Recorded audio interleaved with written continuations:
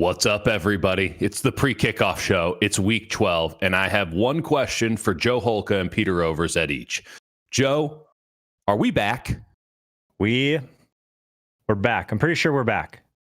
And Peter Overs at, how's the slate doing? Is it upright at all, or perhaps flipped? So I was looking at this slate, man. I was looking at it dead on, and then before I knew it, it was flipped on its head, Dieter. It's been flipped on its head, but we are going to help make heads or tails of it. That's what we do here at Line Movement, Dieter. So I've been told, and let's get right into it immediately. Let's say Arizona and New England. We're not going to start with the best one, but we're gonna make Joe Holka happy. Arizona and New England. Arizona is a 1.5 favorite on the road at Foxborough. It's a 50.5 point total, but we're here to talk DFS first and foremost, guys. Joe, how you feeling about this game?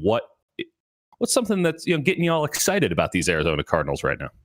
You're getting right into it, man. I still got my turkey hangover right now. How's everyone doing? There's not enough time. How was the Thanksgiving? There's not time. Not enough time. The slate's been flipped on its head, Joe. The people know how I feel about Kyler Murray, right? Like, how many times do we have to talk about the Patriots on the other side? They play more man coverage than anyone in the league. Tell everyone to play Deshaun Watson because it's like the team that plays the most man coverage. He goes out there, runs for a touchdown, runs all over them. Why is Kyler Murray any different? He's expensive. No, I guess that's the big part. He's got a shoulder injury. I understand that. I don't know. Like, New England's going to struggle against rushing quarterbacks. Seems like a bad matchup for New England in that regard. We're going to have some chalky pieces in this game.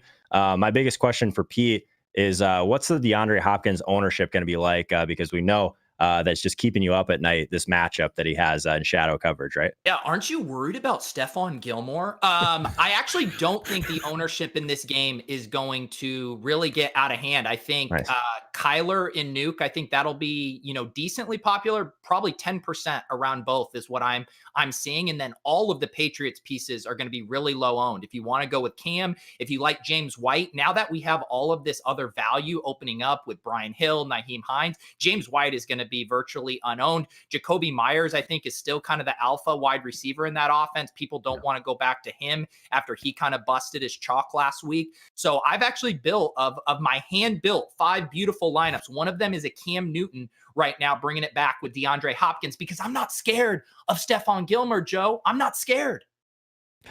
Oh boy. Pete, by the way, our CEO in the chat right now, he always wants to know Peter's hot take. So what's the hot take, Pete, on this slate that's clearly on its head? We're going to give the hot takes as they go game by game, but I do like this game. I think the thing with Kyler Murray, what I was reading with the shoulder is I think that's going to impact him more with how aggressive they want to be with the designed runs. Obviously he's going to be running out of bounds more, sliding more. So maybe they dial that back. But I think from a throwing perspective, I think he's good to go here. And I think DeAndre Hopkins is set up for another monster game. And I should mention too, Andy Isabella will be the one other popular play in this game at 3,000. I know the guys over at ETR have been pushing him. Levitan does not want to miss out on the Isabella game, and he's going to drive some ownership there. So Andy Isabella is going to be popular. I'm not going to be playing him as a one-off, but if you want to stack Kyler, I think that's perfectly fine. Yeah, he's playing that same role as essentially what we're losing from Larry Fitzgerald, right? Except for the difference is Isabella with the ball in his hands, a lot different than Fitzgerald with the ball in his hands at this point. Would you agree with that, Dieter? Just a little bit. I feel like Larry Fitzgerald might have a bit more cachet with Kyler Murray and damn near any other quarterback in the history of the NFL. Joe, I need to ask you this, though. How are the Cardinals going to do in cold weather? What's their deal there? Are we saying that is everyone in Arizona I guess that plays for Arizona also from Arizona? But what's the weather looking like temperature-wise? They've been living in Arizona. You're going to ask Holka what the weather is when I'm boots on the ground in New England? You're asking the Minnesota guy? Come on here, guys. I'm asking the Cardinals fan so that he can throw it to you to find out what the weather is currently in New England. Yeah, Pete, how cold is it there currently? Because what is it like? If it gets to that freezing temperature, we understand. Stop that, it. It's going to be 55 degrees and sunny at kickoff. We're done with the weather talk in New England. All right, let's talk Chargers. Let's talk Bills. This is going to be a pretty popular game, I have a feeling. The Bills are 4.5 point favorites. It's a 51.5 point spread. Peter, you playing anybody? You guys want the hot takes? Here's the hot takes. I'm mostly fading this game. This is going to be the most popular game on the slate. I don't love it. It's hard to stack in unique and creative ways. The Herbert Keenan stack is very expensive. They really have to go nuclear for you to get there. I will say, I love Austin Eckler. Let's ignore the Rappaport reports. He had one saying he's going to be worked in. He has one saying he's going to get a bunch of carries. We cannot trust that man. I would not trust that man to babysit my unborn child. I will not trust him on the Austin Eckler situation. I think at 6,100, we talk about it each and every week. You get the injury discount on these guys coming back. People want to prove it weak. I think he's a great leverage play on all the other chalky pieces here. So I am all in on Austin Eckler this week. And if you do want to play this game, I would try to get a little creative. Maybe you're playing Cole Beasley here as opposed to the Gabriel Davis, Stephon Diggs chalk. Maybe you play Mike Williams with a Herbert just to get a little unique off the Keenan stuff. So be very careful if you're eating the chalk in this game. It's a lot of points though, Joe. Like 51.5. That's a big fat total for this time of year. And I guess the Northeast isn't that bad right now. I don't know. I'm agreeing with everything that Peter's saying, but maybe you feel a little bit differently. I do, yeah. I mean, I think that it's probably on brand for Peter to like the best game on the entire slate, or to not like the best game on the slate. But Pete, there's one thing that I know will change your mind. Do you understand that it is Stephon Diggs' birthday today, right? Like that should be a big part of your analysis, correct? Yeah, except I'm super worried about Casey Hayward, That's true. Yeah, we are very worried about that wide receiver quarterback matchup for sure. I think one thing that is interesting here, and Pete touched on it, with John Brown out, like the splits for Allen have been significantly worse without John Brown. The one thing that at least is interesting, I don't have as much interest in Gabriel Davis. We've seen before that when Smoke is out, it's literally just Cole Beasley season. Cole Beasley's price isn't that great. I'm with you on Eckler. There's going to be some volatility probably in his touch projection. But like, if you were to tell us that Austin Eckler was going to walk in to this type of like environment from an offensive perspective, we would be all over it, regardless if there's a little bit of uncertainty for his workload. So I like this game quite a bit. We've seen these Herbert games just completely shoot out. I think the biggest concern is no John Brown. Hurts Josh Allen a little bit more. Maybe this game underperforms. I think that I'll push back a little bit, Pete, like versus the Kyler Murray and Cam Newton game. Basically, it's easier to stack this game, in my opinion, than that game overall. Both of them really strong games. I think this is probably a week where there's going to be some ownership on the top end of the stacks, but they do seem like pretty strong chalk overall to me, at least. Why doesn't DraftKings have a little birthday cake in the bottom corner? We got like C19 out doubtful birthday cake. All right, let's talk. Let's talk Browns. Let's talk Jaguars. Browns 7.5 point favorites because the year is 2020 and everything is upside down, including this slate. The total is 48.5, and Mike Glennon and his very long neck are starting for the Jaguars. Joe, is there anything we can do outside of Cleveland running backs in this game? Well, I mean, we're going to have to ask Pete what he thinks about Laviska Shenault versus Keelan Cole and the cheap end of the Jacksonville wide receivers. Outside of that, I think you hit on it. I think that Kareem Hunt, even just the Chubb, like, I guess, leverage play in general, no one wants to play this guy at his price point. Right. But he hasn't been scoring touchdowns because we've seen Kareem Hunt start to take those. But I still think that he's breaking off these like Derrick Henry-esque type of like big plays that if some of those turn into touchdowns, obviously in this spot, the Browns defense squarely in play as well. So yeah, I'm in on the running game. I think the ownership's going to come in pretty low on someone like Chubb, but it looks like that's creeping up a little bit. Is that wrong, Pete? Like, what do we think about these Cleveland backs? A lot of people are talking about them now. Now I'm not convinced that they're going to be super, I guess, contrarian.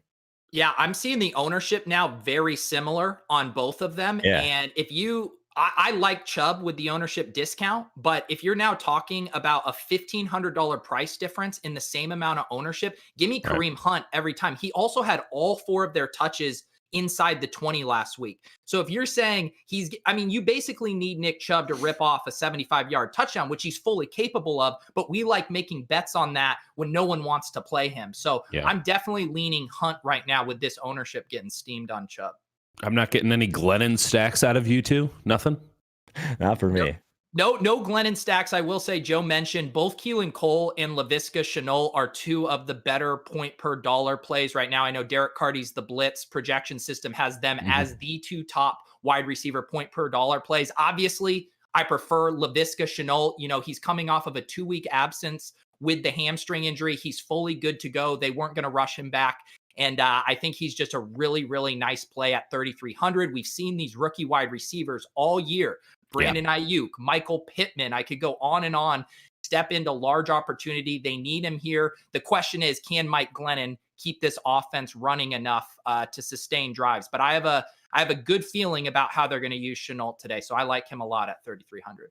Two numbers that pop out to me just from the line. It's the two numbers. 48.5 is a big fat total for the Jacksonville Jaguars, at least in my estimation. And 7.5 is kind of a funky line, given more than a touchdown to the Jags. I don't know where to stand on either of those things. Peter, do you have a bet play on this one? You taking the over, you taking the under, and how do you feel about a touchdown and a hook?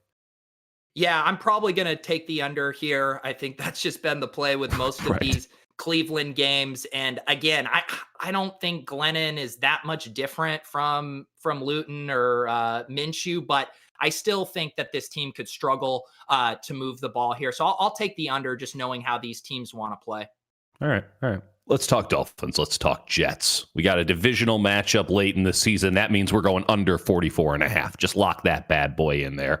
You have Ryan Fitzpatrick most likely starting for the Dolphins in this game, and they are a touchdown and a hook favorites over the Jets in New York. Sam Darnold back as well. We start with you, Joe Holka.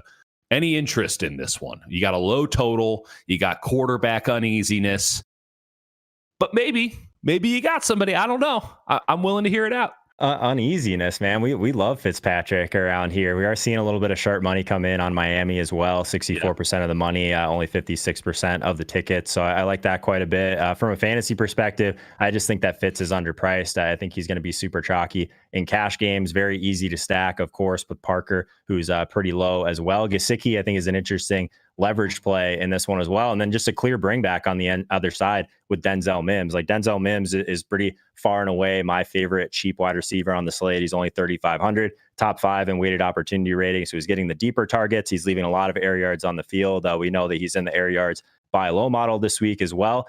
This one just feels too easy in some ways, Pete. I'm curious your thoughts on this one from an ownership perspective as well.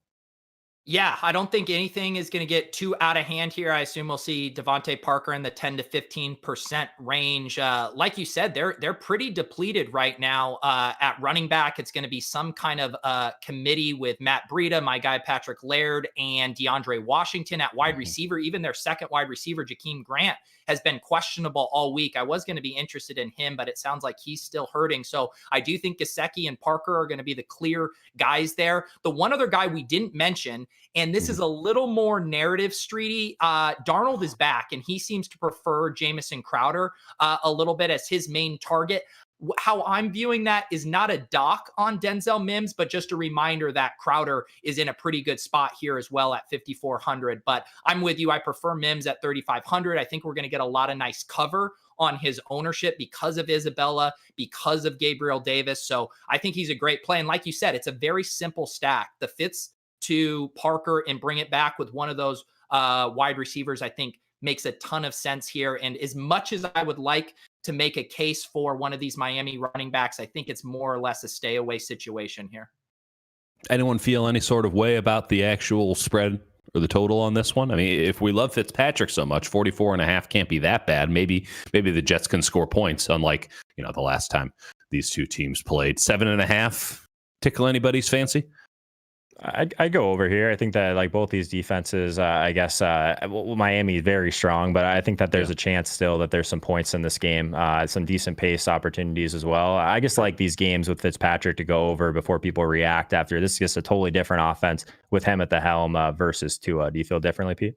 No, I'm with you. And some of the most success I've had in DFS this year has been targeting this Jets defense. We've done it with better quarterbacks in Mahomes and most recently last week with Herbert. But again, this defense, their interior rush defense is better. They're a bit of a pass funnel. They force teams to pass on him. And we know Fitzpatrick has no qualms pushing the ball downfield, taking off and running. You're going to get some rush yards from him as well. And Joe mentioned he'll probably be popular in cash. I think the ownership will stay in check in tournaments. So I really like Fitzpatrick for tournaments. That'll be interesting. This game is interesting. I think it's the most interesting game on the slate. Panthers and Vikings. You got a 3.5 point spread for Minnesota. You got a 49.5 point total, which is probably a little higher than I think most would have expected early in the week. Start with you, Peter. You playing anybody here? Is this the Kirk Cousins week for you, Peter Overzet?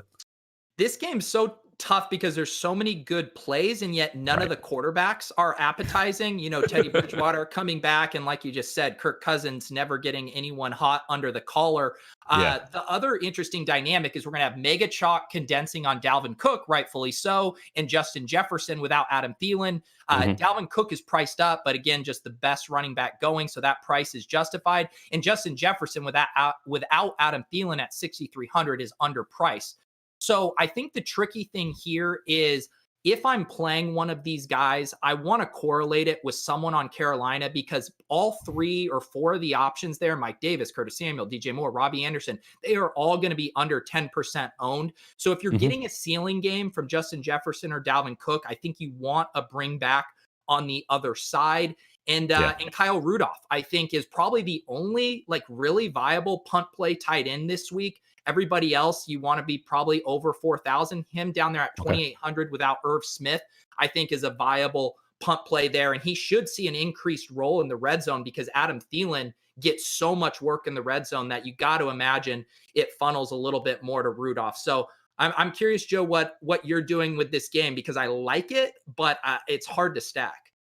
Very hard to stack. Man, we're very in line. I'm with you that if you're going to play someone like Justin Jefferson, I don't have a ton of interest in him as a one-off, because this game completely shoots out. I think you're going to need some scoring on the Carolina side as well. So I like DJ Moore quite a bit in mini stacks with Justin Jefferson. You could even probably add someone like Curtis Samuel to that. So I prefer this game in mini stacks. Like you said, the quarterback's not super interesting. One of the things that we used to do a lot in my community is just give everyone permission to play Christian McCaffrey at 9,500, 10K, whatever it is. I think it's time to bring that Dalvin Cook's way. I think he's still underpriced. He's 9,500. The type of volume that this guy has been seeing is just absolutely off the charts.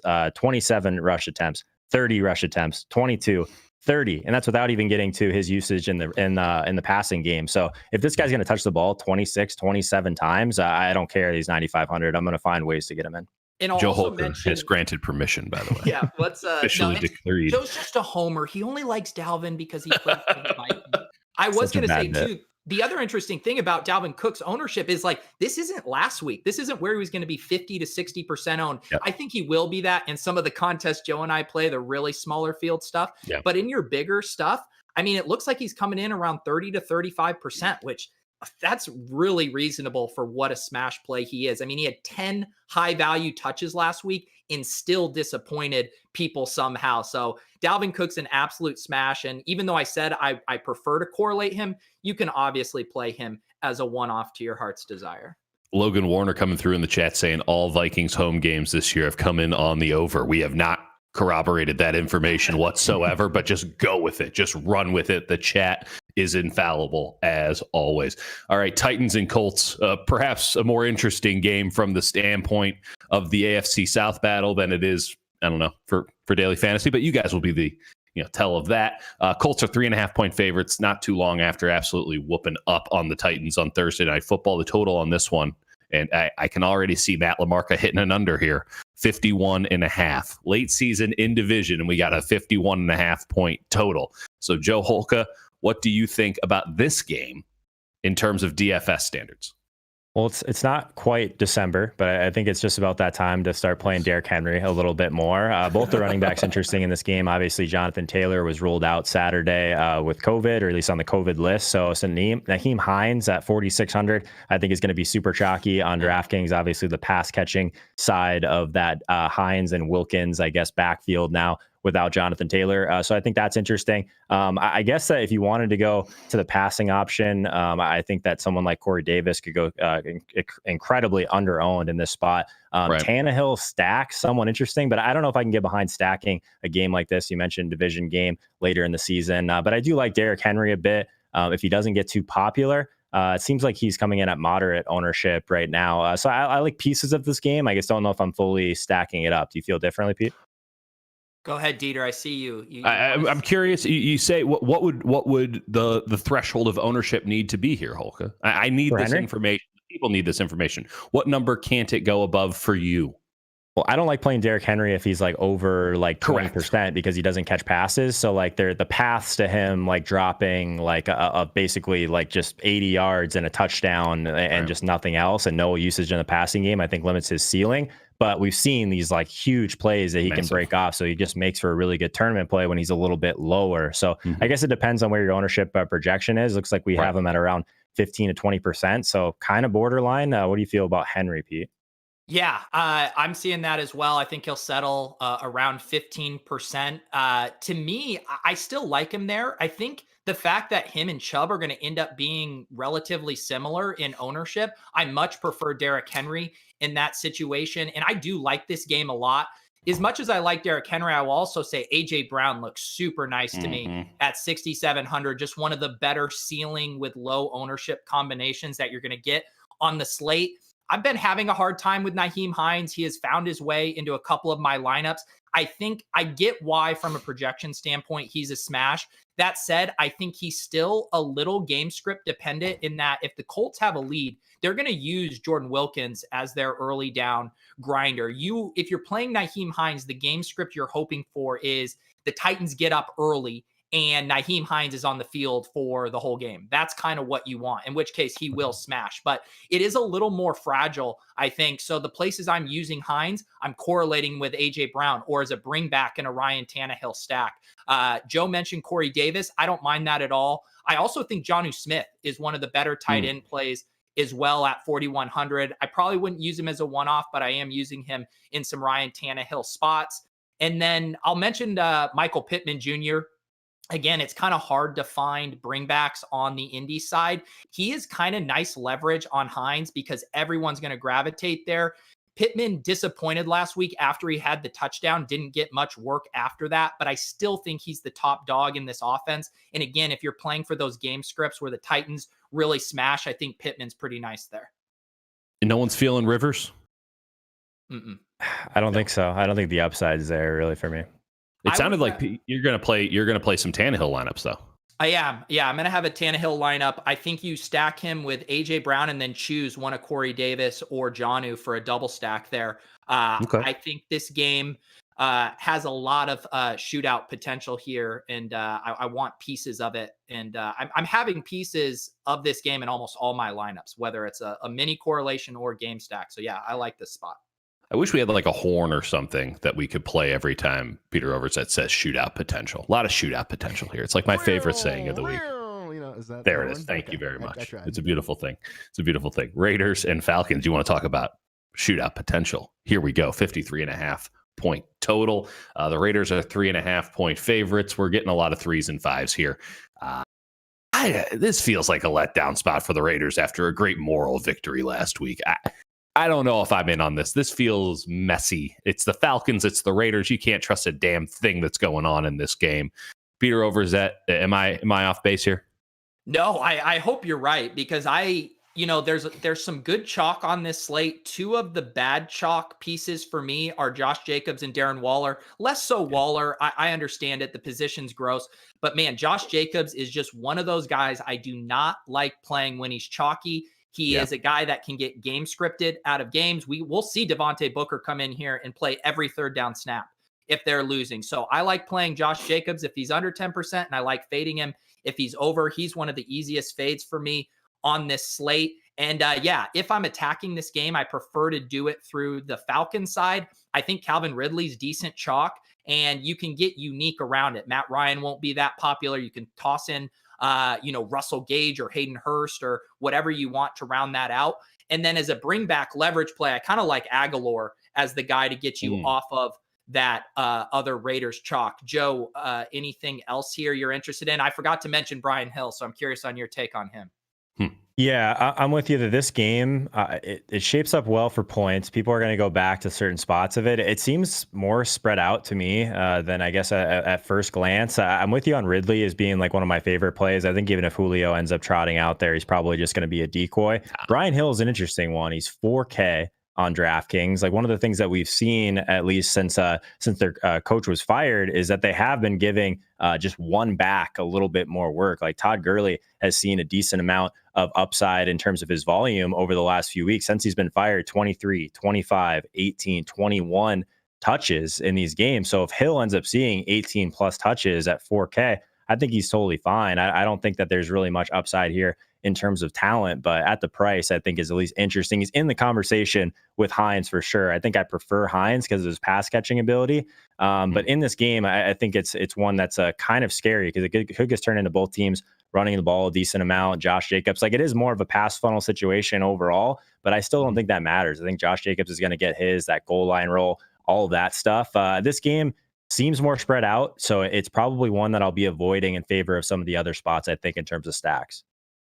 Let's talk about just Derek Carr in general. Has he become a viable play, someone that you actually have to look at week in and week out now? I mean, he's been playing pretty well. I'm not a Derek Carr guy, but he's been playing pretty well. Is anyone's tune changed, or is it just mine? Well, I think that one thing, like if there was no Ryan Fitzpatrick on the slate, I might be in on that. I think if we're going to go to the cheaper side of things, I still prefer the guys that run a little bit. So I prefer Danny Dimes in that price range. Do you feel differently about Carr, Pete? I'm not really on board with that one personally. Yeah, it's just hard for me because I don't want to use the other chalk pieces. I do think I would, if I did do a Carr, it would be something like Carr with Aguilar and Waller and eat the Waller chalk there. And then, it just ends up being a real chalky construction. And I'm with you. Now that Fitz has opened up in the similar price range, I think I prefer him. Peter, talk to me about Gage on Atlanta. A lot of guys in the chat asking about Gage. It's just not a viable play for you? No. I actually think he's pretty interesting. I mean, he's priced in that dead zone as far as pricing. We're going to see a lot of studs and duds lineups this week with kind of the value that's opened up. And guys like Gage are going to get lost in the shuffle. He was in the air yards by low model. The Raiders secondary hasn't been good. He's going to get elevated opportunity without Julio. So I think Gage is interesting. I mean, I don't think you necessarily have to do it in really small field stuff, but Gage is like probably one of the better, milli maker type leverage plays. All right. Let's talk Giants. Let's talk Bengals. Giants 5.5 point favorites on blitzbet.eu. By the way, guys, if you're trying to bet, you're up in Canada, blitzbet.eu is your spot. Best lines anywhere. Great totals. All that good stuff. Blitzbet.eu. Use it. Love it. We love it. We use it. Well, when we're above the border. All right. 5.5 point spread here. Giants, Bengals, 44.5 point total. You just mentioned Danny Dimes. Can you mention anybody else from this game, Joe Holka? If you wanted to pair him with Slayton, I think that's fine. I like to play those type of deep threat guys with upside when they're going to be at much lower ownership. One of the plays that I think is kind of interesting that people might not gravitate towards is the Giants defense in this play. I think this defense is a little bit underrated overall in terms of their pressure. I mean, obviously Brandon Allen on the other side, just a terrible offensive line for Cincinnati. They've been throwing a ton. I wouldn't expect it to be as much as when Joe Burrow was back there. But I like the Giants defense a lot. Maybe mix in a little bit of Danny Dimes. Am I off base on that one, Pete? No, this one was tough for me because I kind of wanted to attack this spot.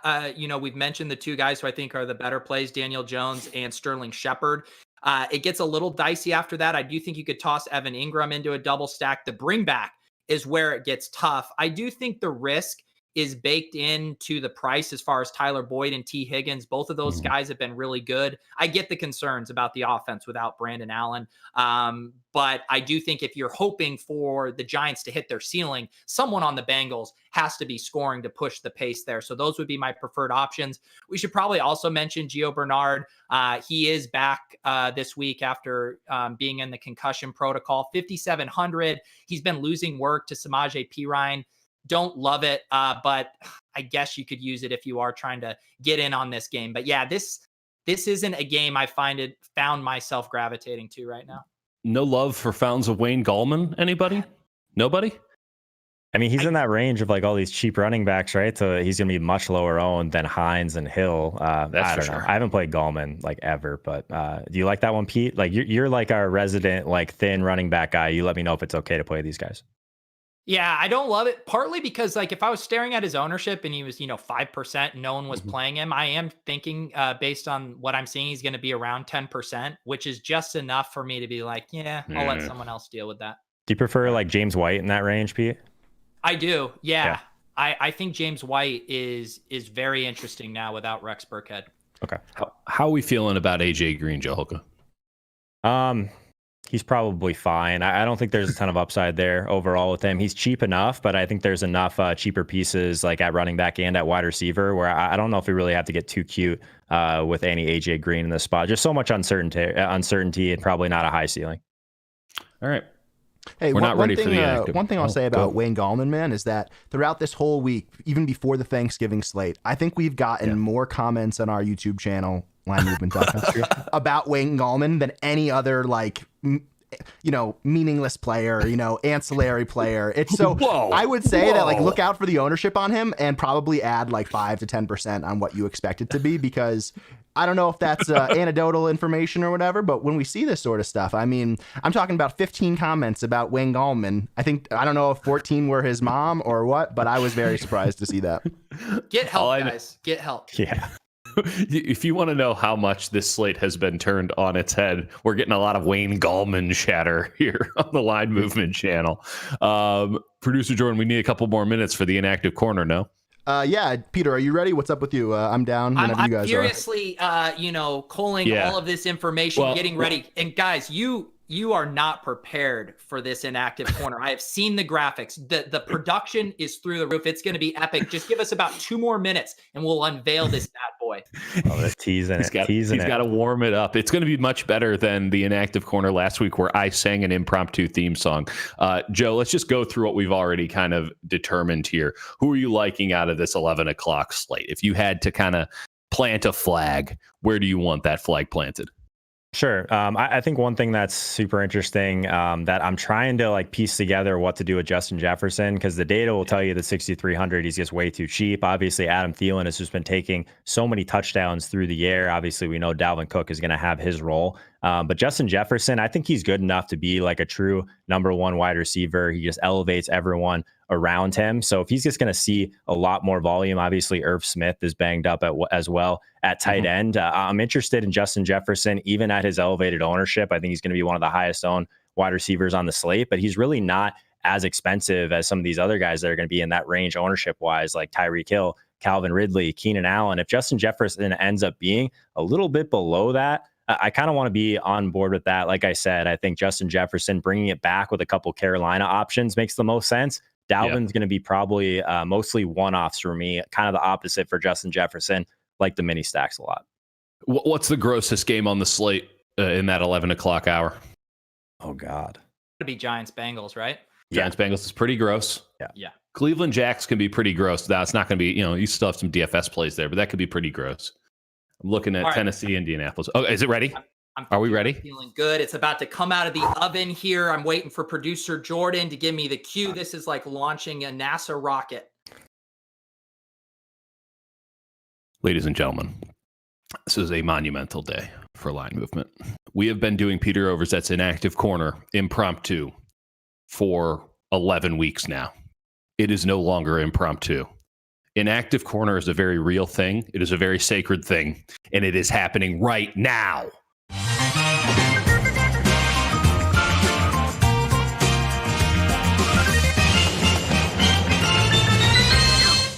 Ladies and gentlemen, welcome to Peter Overzet's Inactive Corner. Boy, are we floating through the space ether right now, trying to figure out who's in and who's out.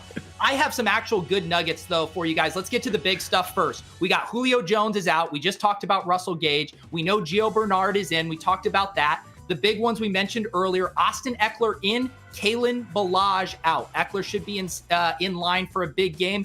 I uncovered a nugget for you, though, that's actually very interesting to me. Quadre Ollison is out for the Falcons. He is a guy that has stolen some goal line carries and work in that game. That leaves just Ito Smith in the backfield with Brian Hill. Ito Smith hasn't been involved much at all this year. I do think he'll get a few carries because they're not going to give Brian Hill 30, but I think that bodes well for Brian Hill and this whole thing we're trying to figure out. Is it going to be a committee or is Brian Hill going to inherit a big workload? I'm now leaning toward inheriting a big workload. The other ones that we mentioned, Jakeem Grant, I said he was questionable. He is going to suit up. I think you can play him. Salvan, sorry, I messed it up, and this is my guy. Salvan Ahmed is not going to play. We have that at running back. The beat reporters seem to think Matt Breida is going to take the lead there. We mentioned it earlier. Gardner Minshew is out. That means we got Mike Glennon, the man with a neck so long it would make you blush.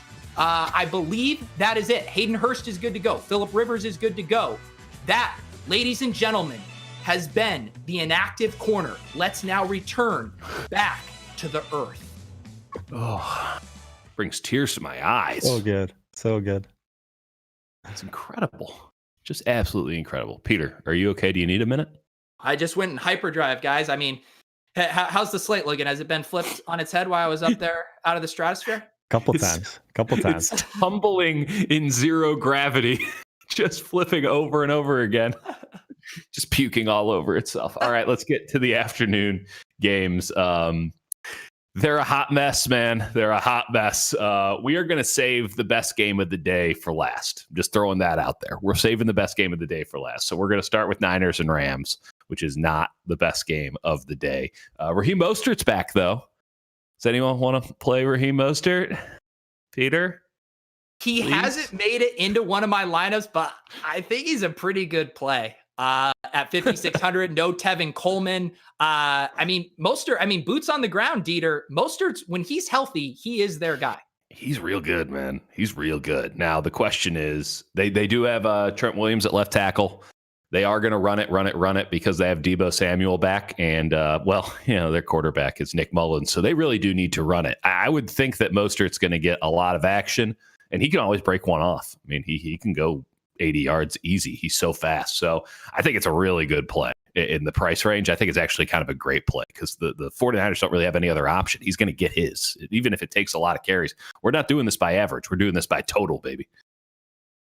Interesting. I guess I didn't really look into the Mostert thing. This game in general doesn't feel like one that shapes up really well for fantasy, but it is relatively condensed. Like Cooper Kupp, if you wanted to go Robert Woods, both those guys just correlate so well together. Mostert on the other side. So maybe it's like a under the radar mini stack, Pete, where you go like Kupp, Woods, bring it back with Mostert and just hope that that's where most of the scoring comes from this game overall. I don't hate that. Go, Pete, go. No, you talk, baby. No, you go. Buddy, you go. Buddy, you go. Buddy. Okay, I'll go. I do like this game for some of those mini stacks. I don't think it's an attractive game to overstack or onslaught or whatever. I do think Kupp and Woods are both underpriced relative to their role. I mean, last week, granted, it was, who did they play? Was it the Seahawks last week? I mean, Cooper Kupp had 13 targets. Robert Woods had 15 targets. The Buccaneers.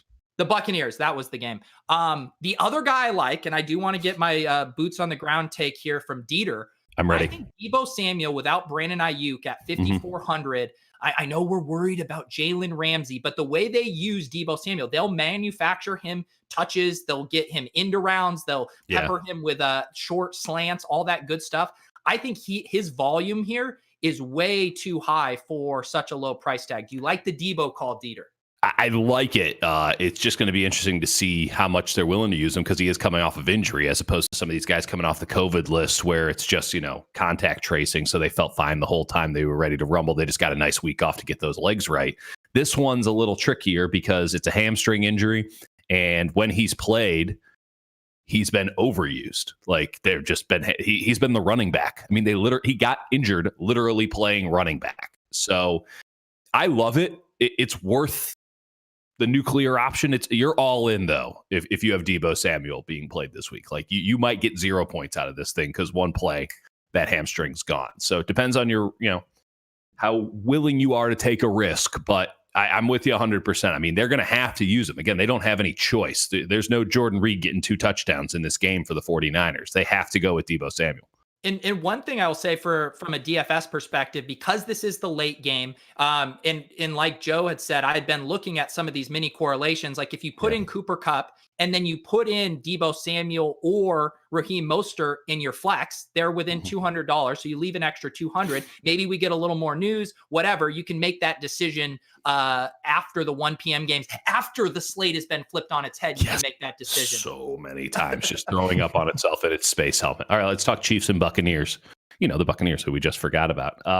This line is weird to me. Kansas City 3.5 point favorites in Tampa. 55.5 point total makes a whole lot of sense. Tom Brady plays better, when it's not nighttime, so you can get behind this a little bit. Joe, we got to start with the betting side of this. Is this a disrespectful line to Patrick Mahomes? It feels disrespectful. It does a little bit. I feel like it's been so long since we've been able to talk about these guys in general, because they just haven't been on the main slate in forever. But yeah. I mean, Patrick Mahomes, it just seems like this one, my first instinct was it's way too tight. I understand what this Tampa Bay defense has been doing. I understand all the angry Tom narratives, that sort of stuff. But it is very interesting. I do think that the sharp money looks like it's coming in on Kansas City, 66% of the money, 57% of the bets. So not crazy by any means. But I do think that the KC side feels like the right side. Do you disagree with that, Pete? No, I'm with you. I think KC feels like the right side for the betting, but the Tampa side feels like the right side for DFS. I think the premium players on KC are all going to be very popular. Mahomes, Kelsey, Tyreek. I mean, obviously so. Tyreek Hill hasn't been getting talked about a ton, but he is just absolutely on fire. 32 targets and 20 catches over his past 2 games. And Travis Kelsey, I mean, last week, 8 for 127 and a touchdown. They're smash plays. I can't take anything away from them. The thing about the Bucs is people don't like stacking them because it's hard to identify which one of these wide receivers is going to be the one who smashes. I prefer Godwin and Antonio Brown. Mike Evans has been getting there because they'll force him touches at the goal line, which is pretty nice for him. But Antonio Brown is the apple of Tom Brady's eye. He has 26 targets on 121 snaps as a Buccaneer. So he's not playing as much as Godwin and Evans, but when he is on the field, Brady is looking for him constantly. I think he's underpriced at 5,700. And I think there's also some interesting leverage plays in this game. Sammy Watkins is now back at 4,700. If you look at the historical trends with Sammy Watkins and Tyreek Hill, they're negatively correlated. Tyreek Hill's explosion has happened with Sammy Watkins out. So it kind of leads me toward, if I'm going to eat chalk on the Chiefs, playing Kelsey and then maybe fading Tyreek and putting in Sammy Watkins if I were to play a Mahomes double stack. Joe, anything else I'm forgetting here? No, I like that quite a bit. I think I'm with you. We've seen the Kelsey and Tyreek thing work when in the same lineups. It's just so hard to completely get there because they're so expensive if you are stacking up Mahomes. So I think that's part of the reason we normally see either Kelsey or Tyreek go off in some of these teams that I guess the smaller field might be a little bit different. So I'm in on that. I agree with you that Watkins maybe would be a reason to go to the Kelsey side of things. Also just the opportunity cost in general, because obviously people are going to take that savings and go to Darren Waller for $1,000 cheaper. But Kelsey has just been like a 7K wide receiver, the type of volume he's been seeing. We'd still be extremely interested in this type of game environment. On the other side, I think Antonio Brown is the side that I'd want to be on, just the type of volume he's been seeing. I think that he still has some touchdowns coming for sure relative to that type of volume. I think one thing that was kind of interesting was what do we do with Godwin and are you with me, Pete, that Antonio Brown is the side you want to be on of that side of the passing game? I'm kind of going back and forth just looking at ownership right now.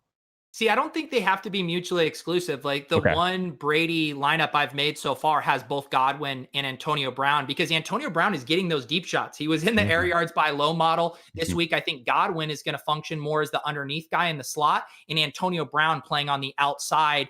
And then Mike Evans, obviously, like I said, complicates things around the goal line. But I think both Godwin and Antonio Brown can have good games together. Mike chiming in the chat saying the Chiefs can't cover Gronk. I haven't heard any Gronk love, guys. I mean, it's tight end. He's going to score a touchdown and be fine, or he's not going to score a touchdown and be terrible. It's pretty much where we're at. That's how that works. Yeah, that makes a lot of sense to me. Yeah, I would. I agree with Joe. I think you could definitely stack him with Brady if you want to pick a receiver in Gronk. I probably wouldn't play Gronk as a one-off tight end. If he, like Joe said, if he gets there with a touchdown or two, Brady's going to have a monster game. Okay, before we get to, again, the game of the day, I want to just go over some stuff that we've already learned. Just a quick, what is the best DFS defense for this week? Who do you guys feel on the defensive side? We don't talk about it all that much, but it is important. I feel like it's important. I don't know. Peter, are you just punting it? Are you aware that there's a practice squad wide receiver that will be I want to push it as far as I can. They might actually sign the quarterback's coach to actually play. I need to give them as much time as possible to make that happen. Well, I mean, the answer is the Saints. I guess the harder decision is do we want to jam in this expensive defense at what, Pete, at higher stakes, 35, 40%? Yeah, they're expensive at 3,800. They're going to be popular. I get it. I do truly get it. Here's my concern. One of the things we want when we play defenses is we want lots of turnovers. Mm-hmm. And I think Denver is going to run the ball a ton. And even if they're using him, yes, I think there's going to be sacks in play, lots of stalled drives. I mean, their implied team totals like 10.75. It's absurd. But I don't necessarily see this as a spot where we're going to get a ton of turnovers. I almost prefer to go to the Giants D and hope Brandon Allen throws 2 pick sixes at lower ownership. But again, I think the Saints have the highest floor for a defense this week. I don't know if they have the highest ceiling. A lot of love for the Jets just because of Fitzpatrick. Some love for the Giants in the chat. Yeah, I get that. 100%. I like the Rams defense personally just because Nick Mullins is not good at quarterbacking. All right. I already let the cat out of the bag. Let us talk about Kendall Hilton, who's going to save all of our slates this week. Kendall Hilton is a practice squad quarterback who is a backup quarterback at Wake Forest. He is now starting for the Denver Broncos because somebody forgot their mask when they showed up to work. In fact, a lot of quarterbacks did. The total on this game on blitzbet.eu, Saints Broncos, neither team starting a real quarterback, 35.5. It's like 1930s football up in here, and I'm very excited to watch it. I cannot wait, in fact, to watch this game. The spread is 15.5. Though honestly, what's anything in the year 2020? Can you play anybody whatsoever? I mean, is Alvin Kamara playable in this game, or has the stink seeped into every pore of every person's body in this contest? I ask you, Joe Holka.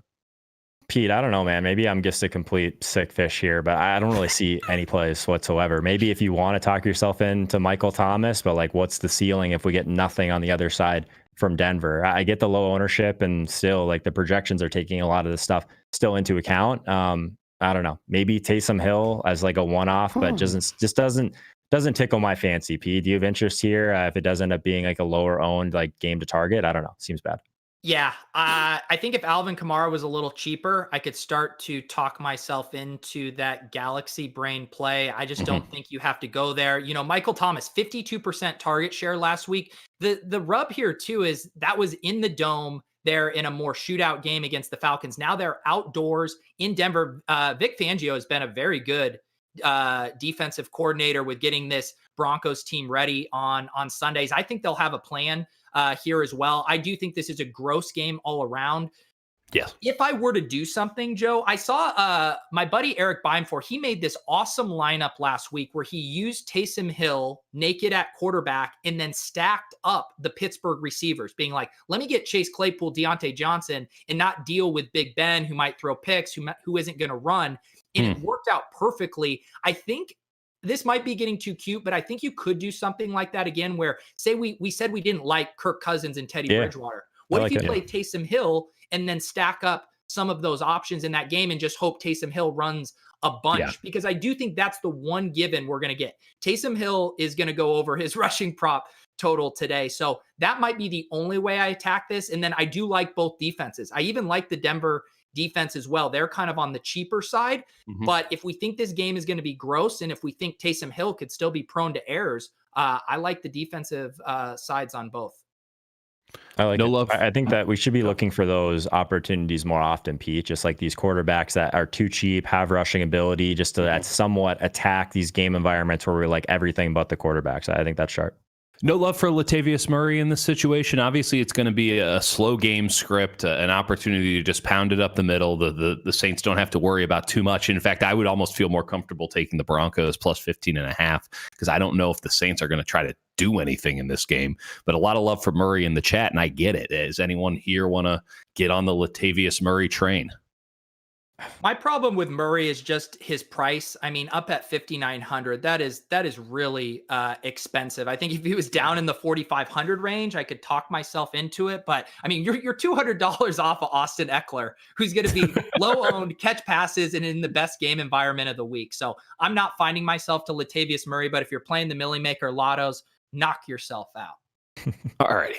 It's obviously a bit of a truncated slate given the fact that, I don't know, the world's on fire. But I do want to get both of your perspectives here just to kind of wrap up the end of this, the show. What's the chalk play that you're actually willing to make this week? Obviously there are going to be guys that are priced high, but you can't turn away. You can't say no. Who's the chalk play of the week for you, Peter Overzet? No, let me give Joe the layup. Joe wants the layup. Take the layup. Take the layup, Joe. Sorry. God damn, I will not take Dalvin Cook. I will take Dalvin Cook. 9,500 Dalvin Cook. I'm just building around Dalvin this week. I think that it's one of those slates too that like I don't think we have to worry as much about salary, number one, but I also don't think there's like too many just like clear slam dunk just types of ways to get guaranteed points. So I think Dalvin Cook's about as safe as it gets. All right, you can shoot the three, Pete. Yeah, no, I'll stay on the same theme, which are just stud players we know are really, really good. Travis Kelce, I think, is good chalk at 7,000, and tight end is really gross. I think you're either correlating it with your quarterback or you're trying to play Travis Kelce. If I'm thinking about Darren Waller, I just want to find the extra 1,000 to get up to Travis Kelce. So I do think Dalvin Cook and Travis Kelce, I mean, shocker, are good chalk. I think we can be more weary of the guys like Hines and Brian Hill and Josh Jacobs. Those guys, I think there's more volatility than their ownership would indicate. And let's create some chalk right here and right now. Who is the guy that you're really liking as somewhat of a sleeper pick today in DFS? A guy who's underowned, low priced, however you want to phrase it, but a sleeper pick, a guy that you think everyone who's watching right now and everyone who will watch in the hours to come should be in on. Joe? So I guess, Pete, where do you think that the ownership's going to settle for Austin Eckler? Because if he's anywhere near like 10, 15%, I think he feels like the clear option, right? I know you mentioned the Tennessee passing game. I think that's super interesting. I think that the one guy at tight end that's been popping to me is Michael Gesicki. So those would be like my clear, like lower owned guys that I'm kind of on from a leverage perspective. But Eckler, I think, is far and away the top one if he's like sub 15. Do you agree with that? Yeah, I think in kind of bigger contests, like say over 5,000 entries, I think he's going to settle in just under 10%. I think in our stuff, Joe, he'll probably be around 15%. Okay. But yeah, I'm very much on board with that. I mean, the fact that he catches passes, the fact that it's a great game environment, and the price tag is so nice at 6,100. I mean, if this was under different circumstances, he'd be 7,600. He'd be $1,500 more expensive. So I love Austin Eckler. Every week we say it's the one cheat code left in DFS, playing these guys coming back off of injury. And I'll stick with that theme. I'll say Austin Eckler and Deebo Samuel at 5,400 are two of my favorite low-owned plays. I can get behind it. All right, time for best bet of the week. We start with you, Peter Overzet. What is the best bet of the week on this slate? Let's pretend that I bet and don't just play DFS. Yes. Wink. What was our over-under in that Cleveland Jacks game? I knew I wanted to take the under on that. Cleveland Jacks 48.5 in most places. Let's see what it is on blitzbet.eu. Nope, not on my page. Let's go with 48.5. Yeah, I'll take the under on 48.5 there. Okay. I think this game slows way down with James Robinson and Chubb and Hunt running a bigly amount. Joe. So I think that I want to be overweight on anything Ryan Fitzpatrick today. So I'll take the over on Jets Dolphins in this one. I'm hoping that Sam Darnold will come in and be able to move the ball a little bit better. One thing that's at least a way that you can target this Dolphins defense is underneath a little bit. Now that Crowder's back, we know that Darnold has some chemistry with Crowder. Maybe they dink and dunk up the field and they can kind of help those Fitzpatrick stacks get there. But I'll go over on that one. It seems too low to me at 45.5. I like Mahomes bouncing back. I think that Kansas City goes 15-1 this year with their only loss to the damn Raiders. I mean, it just doesn't even make sense. Perfect 2020 play. 3.5 feels aggressive. I know Tampa Bay's got to bounce back. I would actually take the under in this game at 50. 56. I know that we're getting a bunch of guys that we're going to play on DFS, but that 56 is a big fat line and makes me a little bit nervous. Another one to keep an eye on. I kind of like Buffalo -4 at home. LA having to travel a very long way. And I'll sprinkle this one in. Take the Rams at -5 if you can. 49ers don't know where they're going to go back to after this game. It's going to be hard to imagine them focusing too much on actual football, considering that they don't have a home anymore. So they could talk to some teams. Maybe they call up the Raiders and say, hey, how's that going for y'all? Because they did that for about 3 years. All right. Anything you guys want to get off your chest here before we leave? Pete, tell the people about the Tilt Space. Yeah, we will be back. We are going to build our lineups right after this, 6:30 p.m. Eastern tonight. I'm feeling good about this one, Joe. I'm feeling good. We are in the 777 3 max and then a smaller tree. So we will have a chance at some big prizes today. Joe Holka, myself, and Mike Leone, 6:30 p.m. Eastern. Subscribe, hit that little notification bell, and you will find out right when we go live. I will not be late this week. I was late last week. I apologize. It won't happen again. Also, shout out to our producers, Jordan, for getting the Tilt Space. Oh my goodness. The inactive corner setup going. I am looking forward to these in future weeks and floating in the cosmos and giving you guys all of the necessary information. It's trippy, man. Overzet in space. Who would have thought that it would be such a beautiful thing? All right. If you guys aren't already on blitzbet.eu, fix that right now. You got some time before the games start. You can do it. Blitzbet.eu. It's our favorite betting site because, well, it's the best betting site. Why wouldn't we use the best? Line Movement for everything DFS, for everything betting. We got shows coming fast and furious. The Joe Holka Show is a hit. It's going to be back at some point. Joe, when is the next Joe Holka Show? Every Monday, Wednesday, 3 p.m. Eastern time, and Sunday mornings at 9 a.m. Yeah. It's fantastic. It's fantastic. So, hey, check that out too. And as Peter said, hit that subscribe button, hit that, notification button too. Get that little ringy ding going on your cell phone every time we go live. And you won't miss Peter Overzet's Inactive Corner like some people in the chat have. So, you just don't want to miss it next week. It's going to get really wild. Who knows? He might be on safari. Until then, I'll talk to you guys soon.